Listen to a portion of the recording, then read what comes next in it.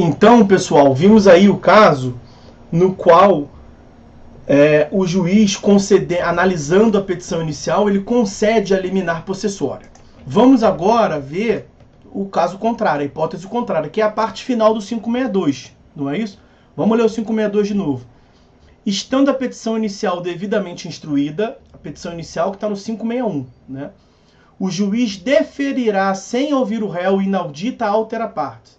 Esse inaudita altera partes, asteriscozinho, tem o parágrafo único. Se for a fazenda pública, tem que ouvir. É uma exceção. Deferirá o quê? A expedição do mandado liminar de manutenção ou reintegração de posse. E aí depois acontece o quê? Sendo deferido o liminar, como nós vimos.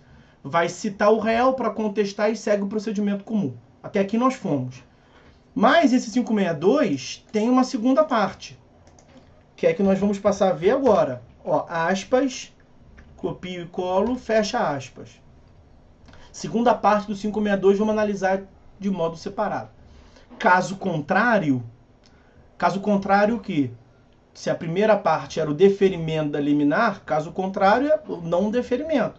Quando o juiz entende que a petição inicial não está devidamente instruída. Então, mediante a cognição sumária, o juiz não lhe convenceu da agressão possessória, da proteção possessória.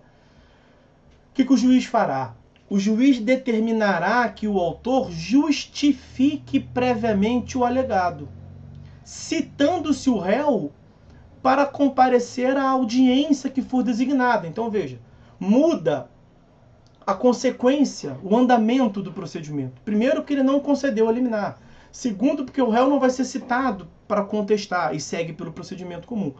Quando o juiz não concede a liminar, o que o juiz faz? Então, ó, a não concessão da liminar possessória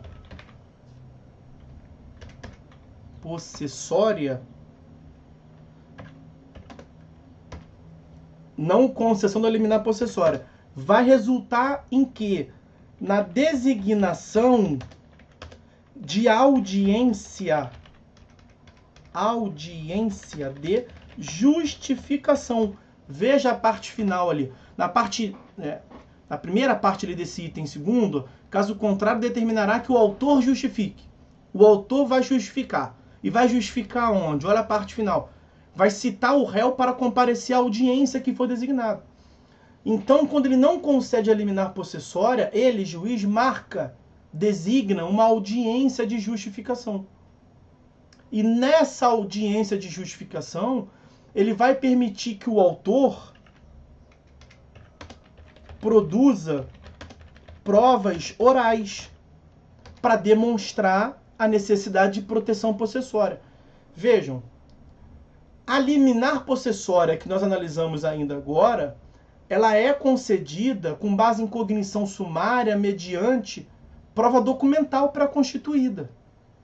Ela é concedida inaudita altera partes, o réu não falou nada, o juiz, na primeira vez que pegou a petição inicial, ele concedeu a liminar. Então, só o que ele tem ali são provas documentais, que o autor juntou para demonstrar, o 561 pediu, o autor juntou para demonstrar sua posse, a agressão possessória, quando que se deu e como que se encontra a situação fática. Se a prova documental juntada, a prova pré-constituída, convenceu o juiz, ele concedeu a liminar. Mas se a prova documental não foi suficiente e não convenceu o juiz, o que a lei determinou? O que o sistema processual determinou? Olha aqui o tamanho da proteção à posse. Não segue o processo, não. Dá uma nova chance para o autor. Dá uma nova chance para o demandante que está pedindo proteção possessória. Vai marcar uma audiência para que, com base em prova oral, a audiência é um ato processual que tem a finalidade de produzir prova oral, o autor possa complementar as provas que foram acostadas. Então, na audiência de justificação, é como se o juízo dissesse assim: olha, autor, você está me pedindo uma providência muito grave. Proteção possessória é algo muito grave. Eu vou repelir uma ameaça possessória. Mas eu não estou convencido com a prova que você me trouxe, não. Se justifique aí, por favor. Eu vou designar uma audiência para que você me justifique essa providência tão grave mediante provas orais, porque a audiência é o local para produzir prova oral, como uma prova testemunhal, depoimento pessoal. No código anterior, não havia previsão da forma de participação, da forma de comunicação processual em relação ao réu. Tá? Então havia discussão se o réu recebia um ofício, se o réu recebia uma carta, se o réu recebia um telegrama ou se ele recebia... Brincadeira, né? Se ele recebia uma citação ou intimação. No Código de 2015, essa discussão foi superada, porque é expresso a parte final do 562 no sentido de que o réu ele é citado. Ele é citado para ser integrado à relação processual, né? O réu ele é citado, artigo 238 e 239. Além de citado, o réu é intimado, ainda que a lei não fale, o réu é intimado para comparecer à audiência de justificação, mas ainda assim nós temos aqui uma participação sui generis do réu. Porque o réu é citado não para responder, não para contestar. A participação do réu nessa audiência de justificação, ela é intrigante porque, apesar de ter sido citado para integrar a relação processual, ele não participa exercendo direito de defesa, nem arrolando testemunhas dele, réu. Ele é intimado para comparecer à audiência, para acompanhar o que está acontecendo no processo e até para influir. Claro que ele pode exercer influência, mas em relação às provas do autor. Esta é uma audiência que visa a permitir ao autor que se justifique da agressão possessória que ele alega ter ocorrido. Então a participação do réu, o réu atua nessa audiência apenas para ter ciência do que está ocorrendo e para influir nas provas orais do autor. O réu não apresenta a defesa e o réu não leva as suas provas. Claro que a participação do réu é evitar a concessão da liminar, mas ele tenta evitar a concessão da liminar mediante influência nas provas do autor. Ok? A designação dessa audiência, ela é um direito do autor. Nós vimos lá atrás que a liminar possessória, ela depende de requerimento.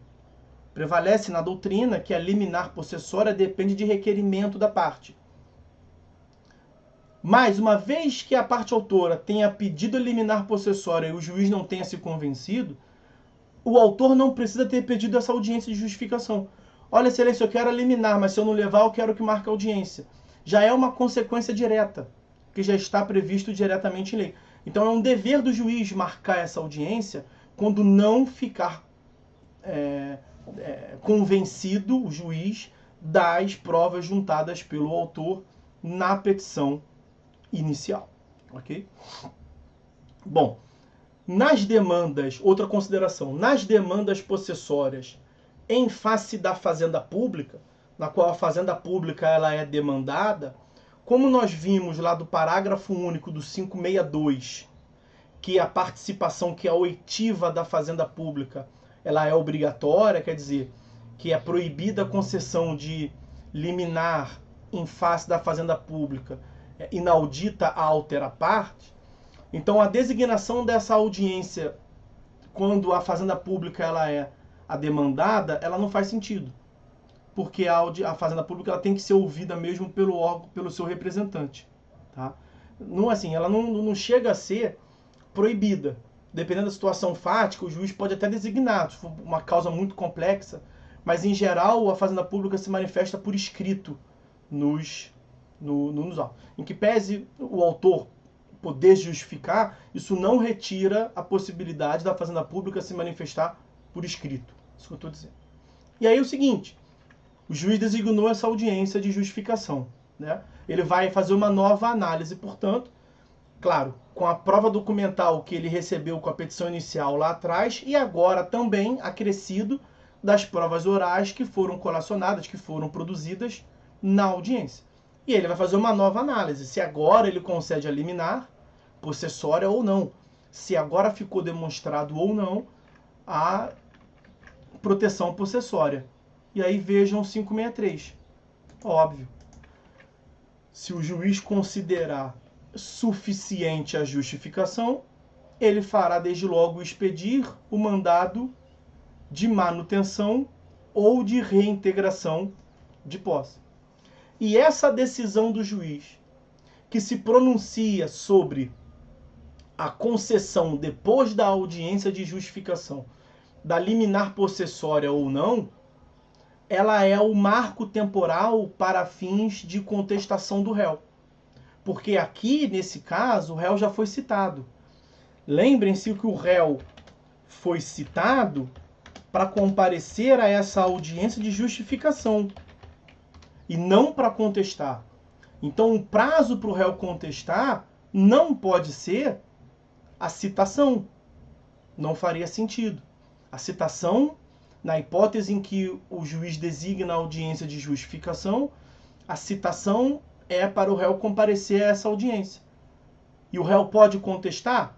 Naturalmente que pode contestar. Mas ele vai poder contestar no prazo de 15 dias, contado a partir de quando?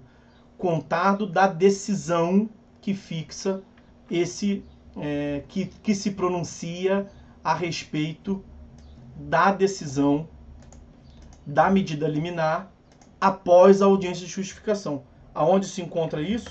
No artigo 564, parágrafo único. Quando for ordenada a justificação prévia, o prazo para contestar será contado da intimação da decisão que deferir ou não a medida liminar. E aí o juiz concedeu ou não a liminar depois da justificação. Vai seguir como procedimento? Como nós já vimos. O procedimento vai seguir pelo procedimento comum. Por quê? Porque as ações possessórias têm como característica especial a liminar possessória. Ok? Então está visto aí a audiência de justificação.